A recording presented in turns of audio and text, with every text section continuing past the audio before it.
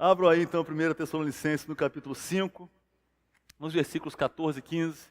Gostaria de compartilhar com os irmãos 2 versículos aí dessa primeira carta do apóstolo Paulo aos Tessalonicenses, que nós estudamos 7 anos atrás, né?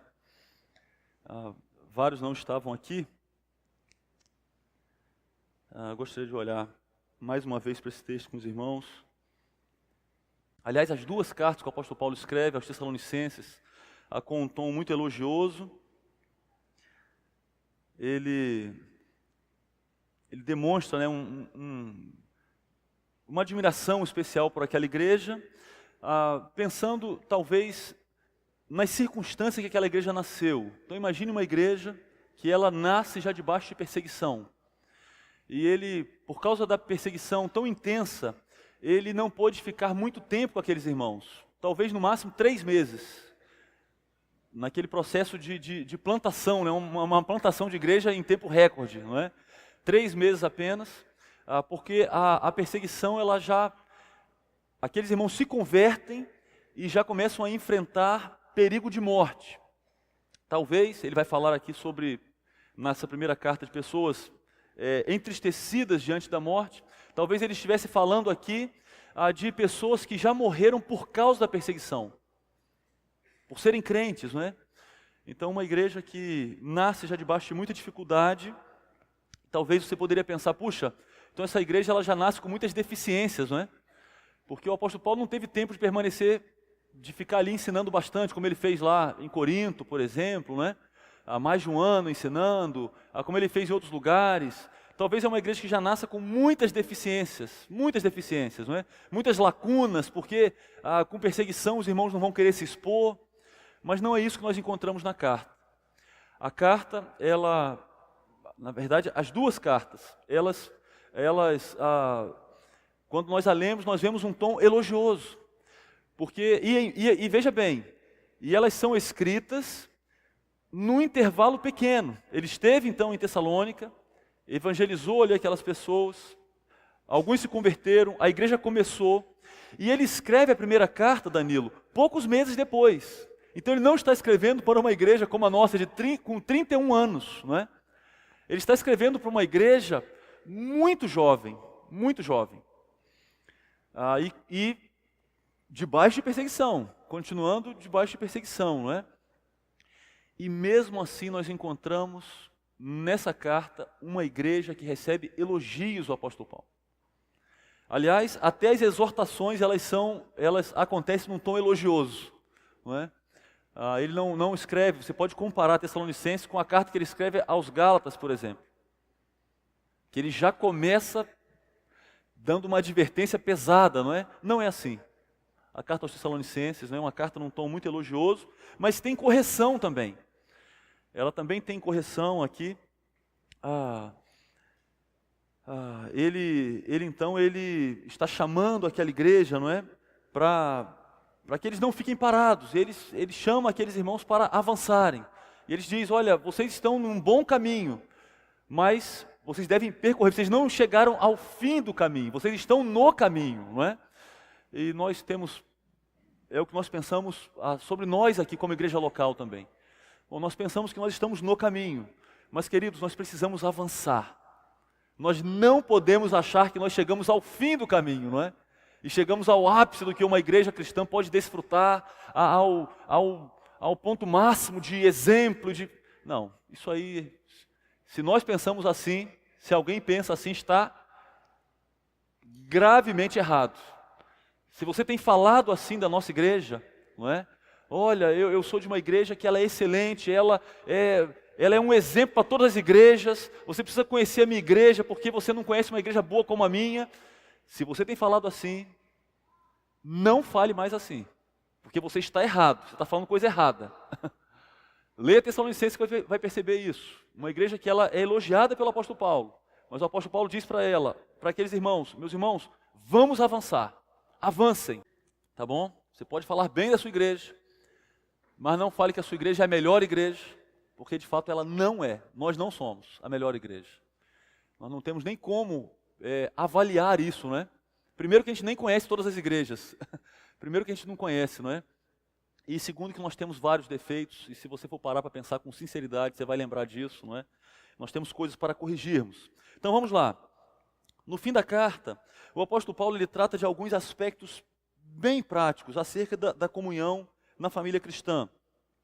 Então, o contexto imediato do que vamos ler agora, a ação é o ensino em relação à volta do Senhor.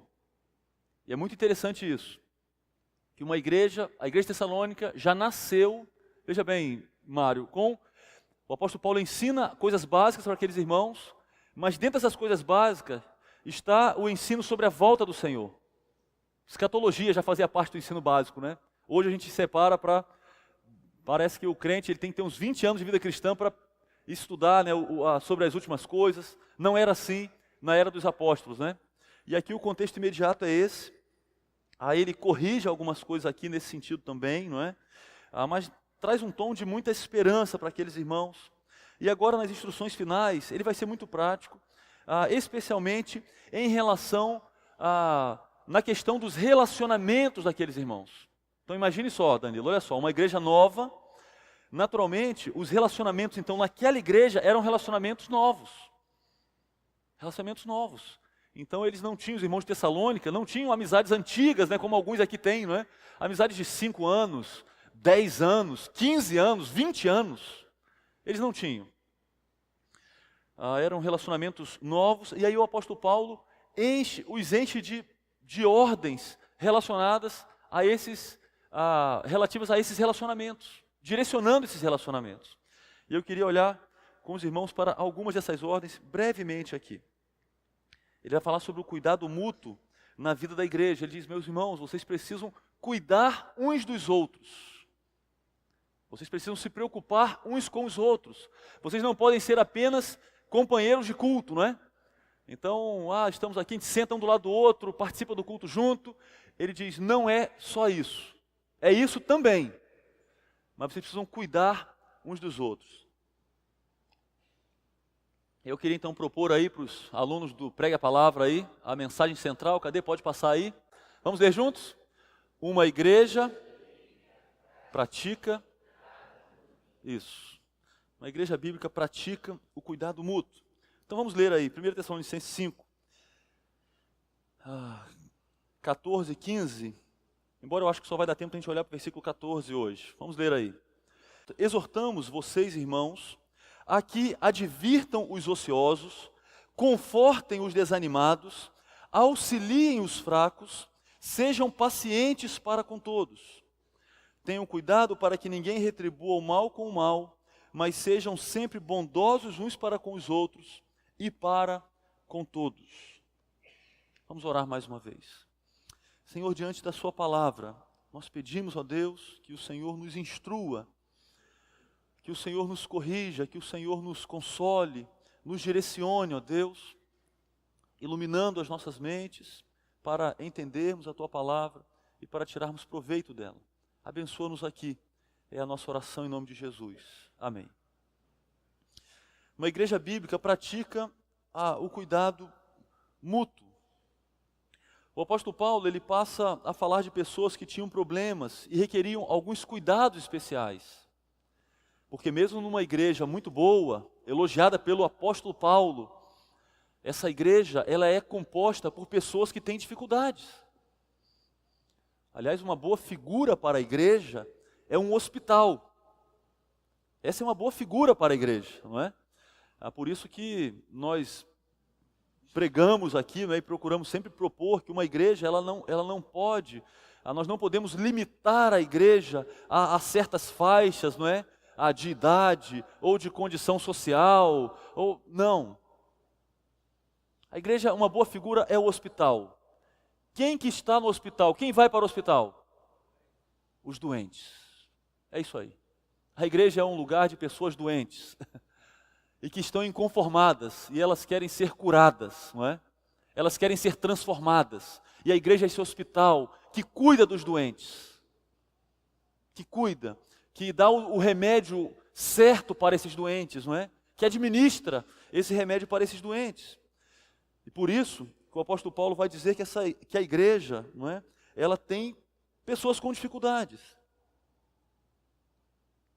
A igreja não é o lugar de pessoas que têm famílias impecáveis, não é? A pessoa se converte, vem do mundão, como é que ela vem?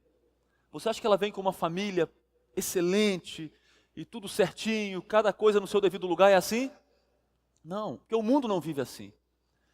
E as pessoas se convertem, vêm para a igreja e com várias dificuldades familiares, não é? A pessoa se converte e vem do mundão com as coisas bem arrumadas na sua cabeça e sabendo tudo sobre a vida cristã, é assim? Não, ela vem sem saber o que é básico na vida cristã. Ela não sabe nem que tem que chegar na hora no culto. Não sabe as coisas básicas. E elas vão ser ensinadas na igreja, não é? Vão ser ensinadas. E mesmo pessoas que já estão na igreja há bastante tempo, essas pessoas também vão enfrentar grandes lutas. Essas pessoas vão enfrentar desânimo. Essas pessoas vão enfrentar períodos de intenso sofrimento. Essas pessoas vão, algumas vezes, se render diante do pecado e vão cair. E nós precisamos lidar com essas pessoas também. Porque sabe onde elas estão? Elas estão aqui, não é? Essas pessoas somos nós, não é? Somos nós, na igreja local. Por isso que o apóstolo Paulo propõe para nós que uma igreja bíblica, uma igreja madura, ela vai praticar o cuidado mútuo, porque ela vai ser composta de pessoas que precisam de cuidados, não é? E nós precisaremos então cuidar uns dos outros. E porque falamos sobre isso, né, nós cremos nisso, porque não é só Tessalonicenses, não é só na carta aos Tessalonicenses que o apóstolo Paulo fala sobre isso. Olha aí, Romanos 15, 14, aliás tem esse versículo aqui, vamos ler juntos? Meus irmãos,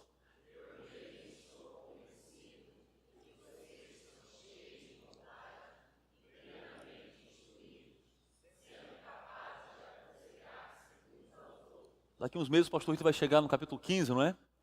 Vai explicar para a gente, várias implicações desse versículo para nós, mas de maneira muito clara, o que o apóstolo Paulo está falando aí?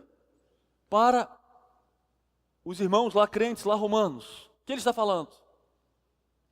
Eu tenho uma convicção de que vocês, na condição de crentes, de membros de uma igreja local, vocês são capazes de se aconselhar mutuamente. Olha só, uma verdade que norteia a mente do apóstolo Paulo. Ele está dizendo que uma igreja composta de crentes, em sua maioria de crentes, não é? Esses crentes, eles são capazes de cuidar uns dos outros. Interessante isso aqui, o que ele diz, não é?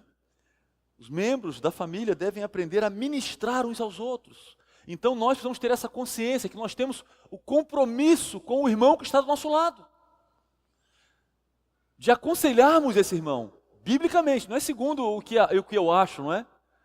Aconselhar de maneira precisa, de maneira correta. E ele diz, eu creio piamente que o Senhor está capacitando vocês para isso.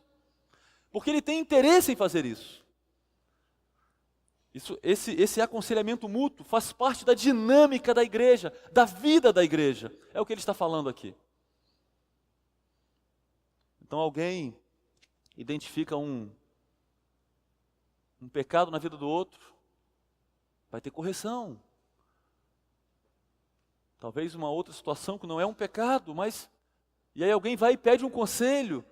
Aí o crente fala assim, não, para aí, o negócio de conselho é com o pastor Witter, vai falar com ele. Não é? Veja bem, precisa fazer parte da dinâmica da igreja isso aí, não é? Pastor Rito, olha, eu vi um problema lá, você precisa resolver. Afinal de contas, você é o pastor, não é? O apóstolo Paulo está dizendo, não é, essa não é a dinâmica da igreja. A dinâmica da igreja é de aconselhamento mútuo. Olha Efésios 4. Tem esse texto aí também, não tem? E ele designou alguns para apóstolos, outros para profetas, outros para evangelistas e outros para pastores e mestres, com o fim de preparar os santos para a obra do ministério, para que o corpo de Cristo seja edificado. Então talvez você tenha falado assim, já que todo mundo tem que cuidar de todo mundo, para que tem pastor na igreja? Olha só, demite o pastor Witter e vamos sozinhos aí, né? Não, aí ia sobrar para mim também, né? Que eu também recebo da igreja. Demite aí, vamos viver. Veja bem, tem igreja que vive assim. Vocês sabiam disso? Tem igreja que não tem pastor, não é assim, pastor Rui? É verdade ou mentira o que eu estou falando? Porque eles entendem que não é necessário a liderança, não é necessário esse ensino. Tem igreja que na hora do culto, eles falam assim, quem que teve a revelação agora? Aí levanta uma criança e fala. Sabiam disso? Tem igreja que se identifica como igreja e vive assim. Eu acho que os irmãos não querem viver assim, não é verdade? Não, nós precisamos de liderança. O que aqueles que ensinam vão fazer então?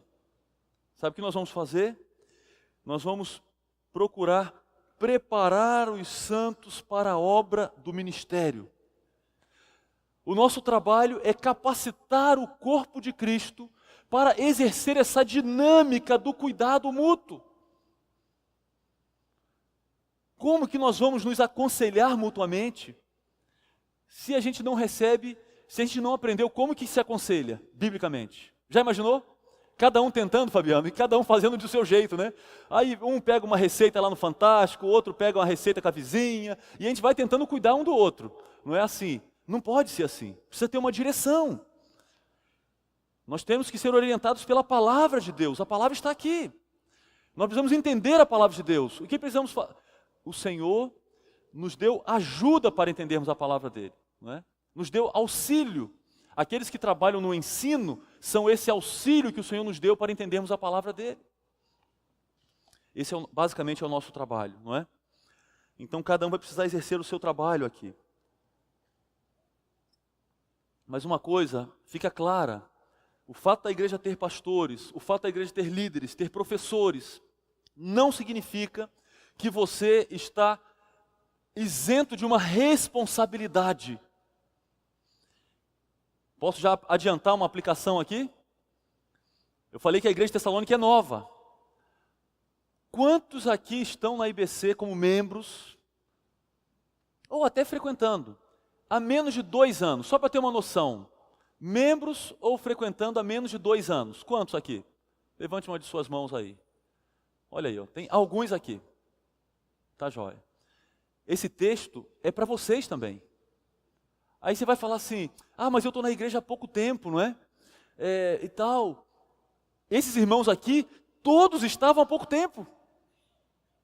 Já pensou, se eles fossem pensar assim, eles iam falar, bom, essa carta é para outra igreja, para a gente não é, porque nós estamos aqui há pouco tempo. Então se você é membro da igreja, ou se você se identifica com essa igreja, olha só, esse texto é para você também. Ou se você está aqui hoje como visitante, você é membro de uma outra igreja local, é para você exercer isso aqui lá na sua igreja. É uma responsabilidade. Mas eu me tornei membro tem 2 meses. Querido, você tem uma responsabilidade. Contribuir para o cuidado da igreja que você faz parte. Igreja local, tá certo? Porque as cartas no Novo Testamento elas são dirigidas a igrejas locais, não é? Aquele grupo onde você se identifica e as pessoas te conhecem e você conhece também as pessoas. O cuidado mútuo na igreja, ele é exercido, em primeiro lugar, quando os insubmissos são repreendidos. Não foi isso que lemos aí? Exortamos vocês, irmãos, a que advirtam os ociosos ou insubordinados. Vocês devem adverti-los, admoestá-los. E aqui esses ociosos ou insubordinados, a palavra se refere àqueles que estão fora de alinhamento. Então, talvez a figura seja da igreja como um exército na informação, não é? E aí todo mundo ali, e aí tem aquele camarada distraído, né? Ele está no celular, aí ele está lá no celular, rapaz, meu amigo, você está fora de alinhamento, olha só, você não está percebendo não, né? Você não está percebendo, ou então ele está lá vendo televisão, olha só, nós estamos aqui, ó. Está todo mundo aqui, ó, e você está aí, está distraído, rapaz, vem cá. Se acerte aí.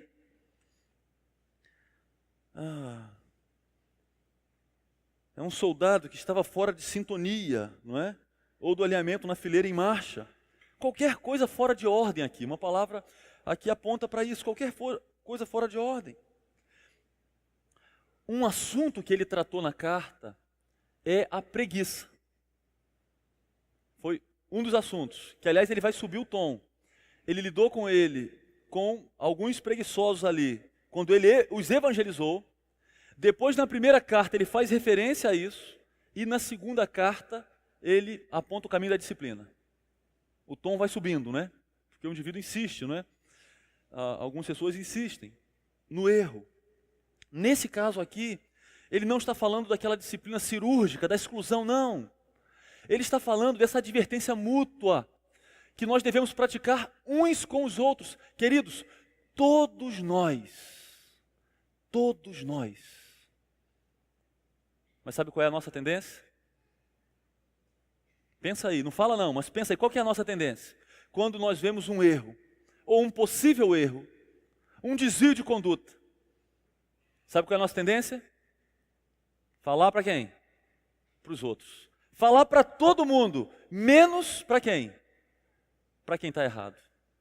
Ele está falando, advirtam quem está errado. Não vai para o outro e falar, puxa, irmão Milne, olha, o irmão Oséias está errado. Não, você tem que ir para o irmão Oséias. Irmão Oséias, eu tenho a impressão que o senhor está tratando mal a irmã Elza. Já pensou, você vê o irmão Oséias, se o Oséias sendo grosso com a irmã Elza? Não pode tratar a irmã Elza assim. Vai procurar, irmão Oséias, carinhosamente. Irmão Oséias, eu tenho a impressão que aquele dia o senhor foi grosseiro com a irmã Elza. Foi grosseiro, puxa. E aí você para, vai ouvir o irmão Oséias, e fala, puxa, não foi tanto assim, né? Foi mexendo com o irmão Oséias, né? E vai ouvir o irmão Oséias, né? Fala, puxa, irmão Oséias, olha só, mas nesse caso eu penso que o senhor errou, o senhor deveria pedir perdão para ela. O senhor já pediu perdão para ela? Não pedi. Acho que o senhor deveria pedir perdão para ela. Mas o que adianta falar para o irmão Milne do erro do irmão Oséias? O que adianta falar para o Paulo?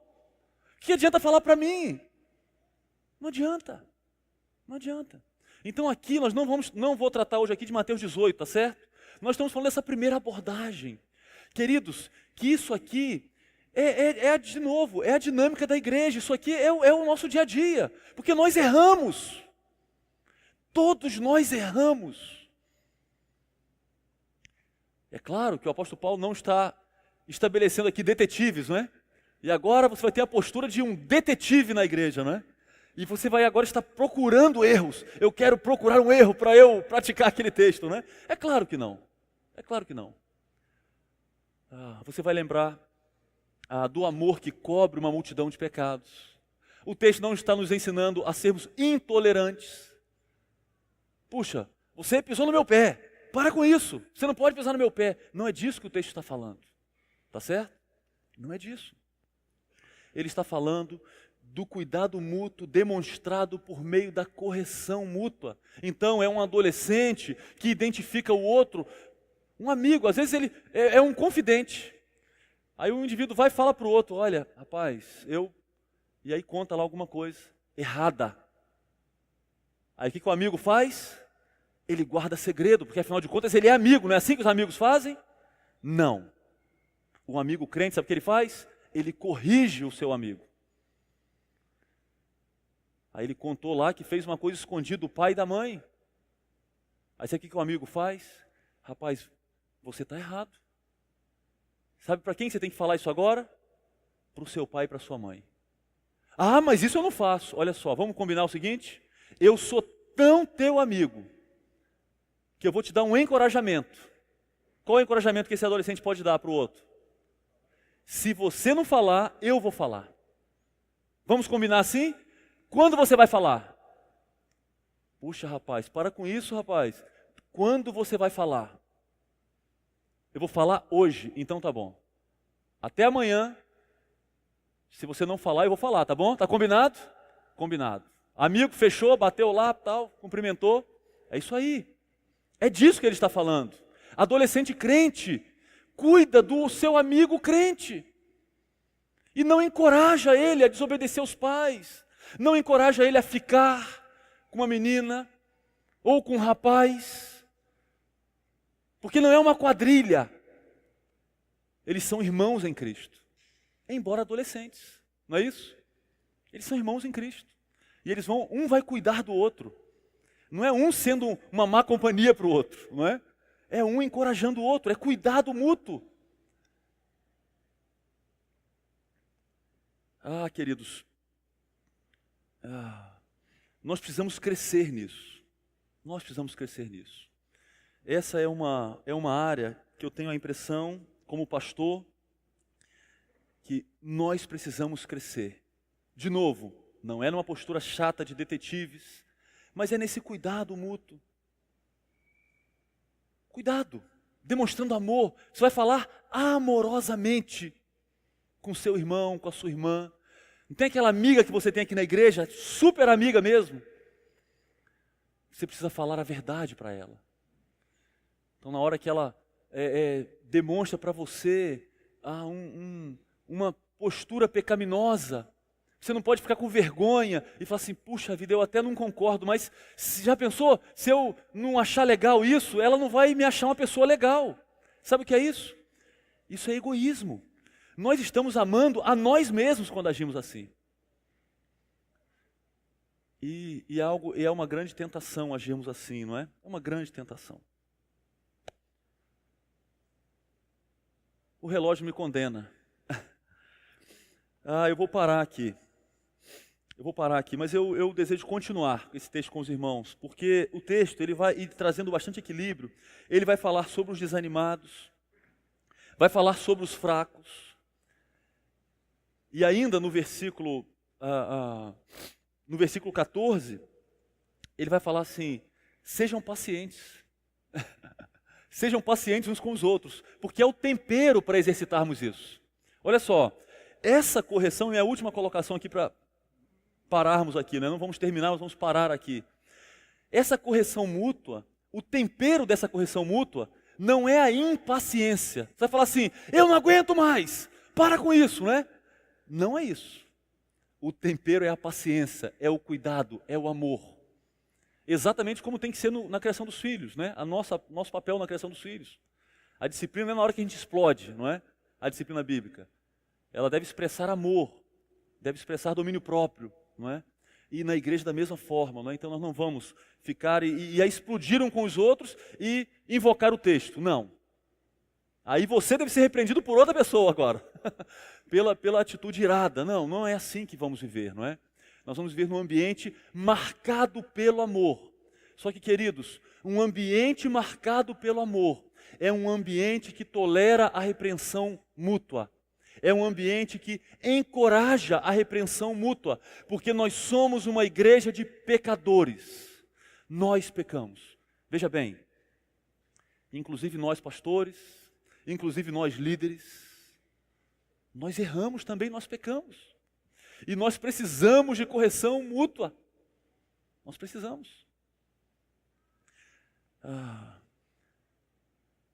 Para não nos acostumarmos, não é?